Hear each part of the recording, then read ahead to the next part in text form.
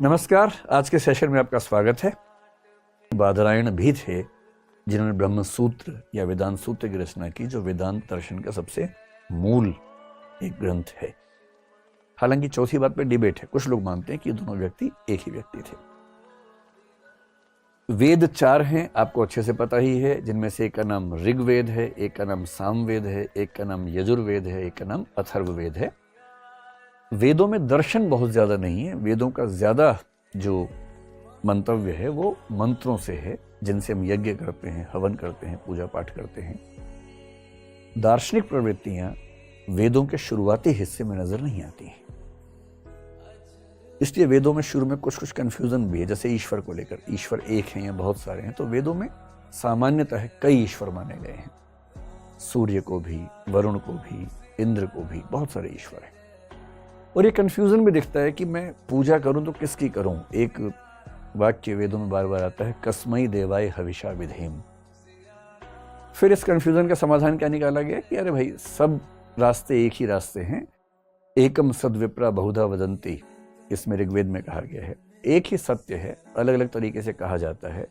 अग्नि यमम मातरेश्वान माहु, अग्नि कहो, यम कहो, मातरेश्वान कहो या माहु कहो, सत्य एक ही है। एकम सद विप्रा बहुधा वदंती।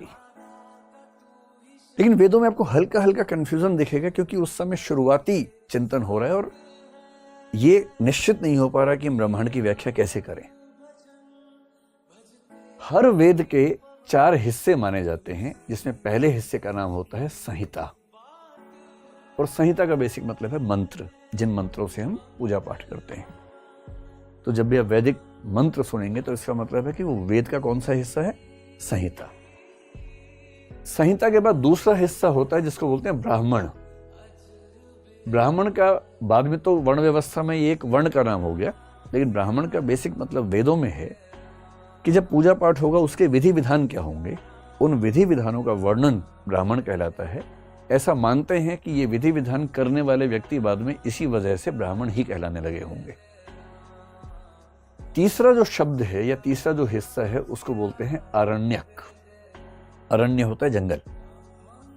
आरण्यक का मतलब है कि जो लोग वनों में निवास करते हैं, तपस्वी वगैरह हैं, उनके लिए आचार व्यवहार के क्या नियम हैं वो आरण्यक में होते थे। और सबसे मजेदार बात, वेदों का ही जो चौथा हिस्सा होता है उसका नाम होता है उपनिषद। इसलिए उपनिषद कोई अलग चीज नहीं है, उपनिषद वेदों का ही हिस्सा है। बहुत सारे उपनिषद माने जाते हैं। आपने सुना होगा कि उपनिषद 108 माने जाते हैं, जिनमें से लगभग 10 से 12 बड़े महत्वपूर्ण हैं। जैसे बृहदारण्यक बहुत महत्वपूर्ण है, छांदोग्य बहुत महत्वपूर्ण है। सबसे 2 पुराने उपनिषद जो हैं बृहदारण्यक और छांदोग्य माने जाते हैं। अगर आप देखेंगे तो बृहदारण्यक उपनिषद का संबंध किससे है, तो हमारा जो वेद है उसमें यजुर्वेद जो है बृहदारण्यक इससे जुड़ा हुआ है, इसके अंतर्गत है।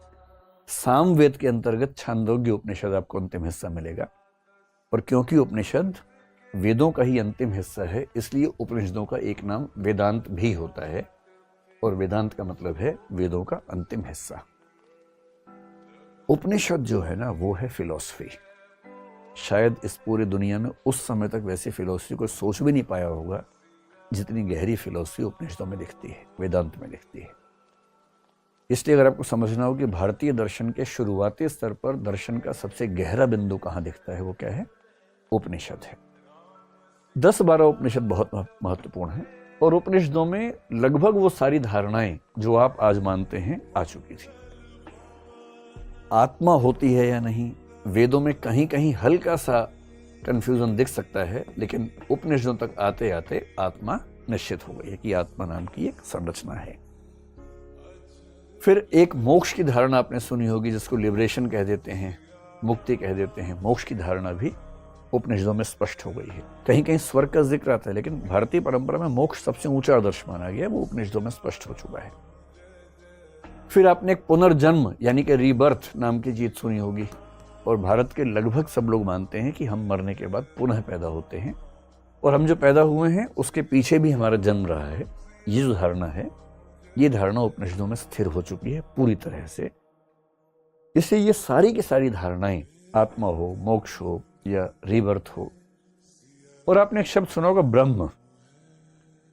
वेदों में बहुत सारे ईश्वर हैं, लेकिन इस बात का जवाब देना मुश्किल है कि ये अंततः एक पूरा हिरार्की ऑर्डर कैसा है, कौन है परम सत्ता जिसके तहत सारी छोटी सत्ताएं आती हैं। उपनिषद तक आते आते मान लिया गया कि एक परम तत्व है, वो ब्रह्म है। और जब आप लॉजिकली आगे बढ़ेंगे तो आपको मानना पड़ेगा कि ब्रह्म भी सगुण नहीं, निर्गुण है। निर्गुण का मतलब होता है जो निराकार है, जिसकी विशेषताएं बताना संभव नहीं होता है। नेति नेति आपने एक शब्द सुना होगा, न इति न इति। परम तत्व ऐसा भी नहीं है, परम तत्व ऐसा भी नहीं है। ये क्यों होता है आगे चल के समझेंगे, आज तो केवल एक इंट्रोडक्शन है। जब विस्तार में किसी विषय पे आएंगे तब समझेंगे कि ऐसा क्यों बोलना पड़ता है, क्यों उपनिषदों ने ब्रह्म की व्याख्या करते हुए बार बार नेति नेति कहा कि ब्रह्म ऐसा भी नहीं है, ब्रह्म वैसा भी नहीं है। और क्यों शंकराचार्य ने, आदिगुरु शंकराचार्य ने इस बिंदु को बहुत ज्यादा हाईलाइट किया आगे चलकर, कई 100 साल बाद क्यों ऐसा किया। इसलिए मोटी सी बात है कि उपनिषद में लगभग वो सारी दार्शनिक मान्यताएं हैं जो हम आज तक फॉलो करते हैं। विशेष रूप से जो हिंदू धर्म को मानने वाले व्यक्ति हैं वो आमतौर पर इसको आज तक फॉलो करते हैं। ये इंडियन फिलॉसफी का पहला फेज है। लेकिन इसके बाद क्या हुआ? इसके बाद कहते हैं कि जब वैदिक कर्मकांड काफी ज्यादा बढ़ा तो बहुत सारे लोगों की रुचि इन चीजों से हटने लगी और विशेष रूप से पशु बलि पर आधारित जो यज्ञ थे उनको लेकर एक सामाजिक विरोध शुरू होना हुआ। उसका कारण मानते हैं कृषि प्रधान अर्थव्यवस्था जब आने लगी तो उसके साथ कुछ नए डेवलपमेंट्स हुए। जब हम सेकंड टर्म में आएंगे तब समझेंगे इसको। जो सेकंड फेज है वहां पर सेकंड और थर्ड फेज, दो फेज एक साथ समझते हैं। और भारतीय दर्शन की दो धाराएं बटी, जिनमें से एक को बोलते हैं नास्तिक दर्शन और एक को बोलते हैं आस्तिक दर्शन। नास्तिक और आस्तिक तो आपने शब्द सुने ही होंगे। नास्तिक को बोलते हैं हेटेरोडॉक्स और आस्तिक को बोलते हैं ऑर्थोडॉक्स।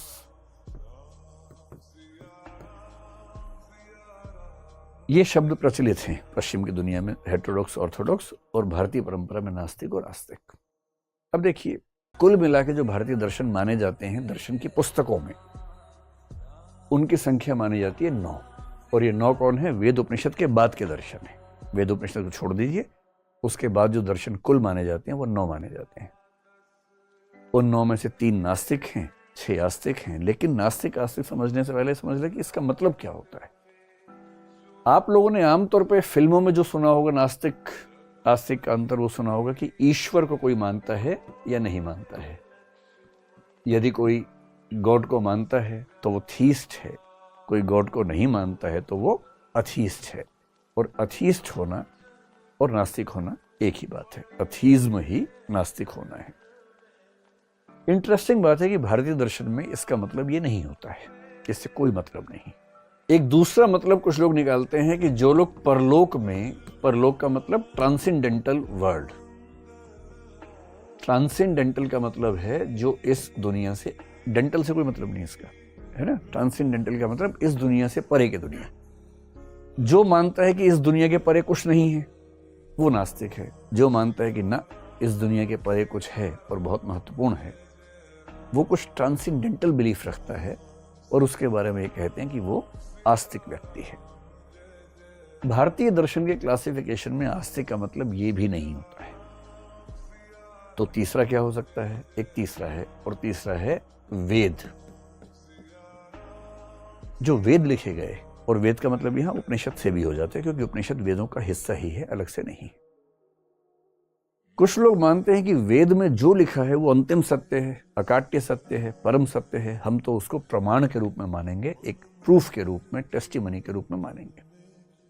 इसको भारत में शब्द प्रमाण कहते हैं कि अगर किसी प्रामाणिक व्यक्ति का कथन है, प्रामाणिक ग्रंथ का कथन है, ऑथेंटिक सोर्स से आने वाली बात है, तो वो अपने आप में प्रूफ है, एविडेंस है। तो जो लोग मानते हैं कि वेदों में लिखी बातें एविडेंस हैं, प्रूफ हैं, अपने आप में सच हैं, उन पर कोई डाउट नहीं करना चाहिए, वो वेदों में आस्था रखते हैं, उनको कहते हैं आस्तिक। और जो कहते हैं कि ना भाई, वेदों में लिखी बात ठीक है, ठीक हो भी सकती है, नहीं भी हो सकती है, हम इसी बात से नहीं मान लेंगे कि वेद में लिखा तो सच है, तो हमारी वेदों में वैसी आस्था नहीं है, उनको बोल देते हैं नास्तिक। इससे ध्यान रखना है कि भारतीय परंपरा में जब हम क्लासिफिकेशन करते हैं, नास्तिक का मतलब होता है जो वेदों को प्रूफ नहीं मानते, एविडेंस नहीं मानते, प्रमाण नहीं मानते।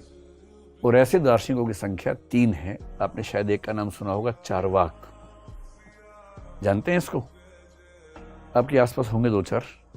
इनका मिलना ज्यादा आसान काम है। एक दर्शन है जैन दर्शन, जैनिज्म, और एक दर्शन है बौद्ध दर्शन यानी कि बुद्धिज्म। चारवाक, जैन और बौद्ध, ये तीनों वो दर्शन हैं जो वेदों को प्रमाण के रूप में स्वीकार नहीं करते, क्योंकि ये वैदिक जो स्ट्रक्चर था उसके खिलाफ ही आंदोलन के रूप में उठे थे। और जो वास्तविक दर्शन है उनकी संख्या 6 है, लेकिन वो 2-2 के ग्रुप में काम करते हैं। एक ग्रुप है जिसमें सांख्य और योग, आपने नाम सुना होगा, सांख्य दर्शन और योग दर्शन। जो इंडियन फिलॉसफी के डेवलपमेंट का सेकंड एज है, वो दरअसल ये वाली एज है जिसको हम नास्तिक दर्शन कह रहे हैं। ये वाली एज है सेकंड। इस समय चारवाक उठे। आपने ऋषि बृहस्पति का नाम सुना होगा। बहुत इंटरेस्टिंग बात है कि चारवाक दर्शन की रचना करने वाले कौन थे? गुरु बृहस्पति थे। उनकी रचना से चारवाक दर्शन पैदा हुआ। उन्होंने क्यों रचना की, इसकी एक कहानी है, जब चारवाक को पढ़ेंगे तब समझेंगे। जैन दर्शन आपको पता ही है।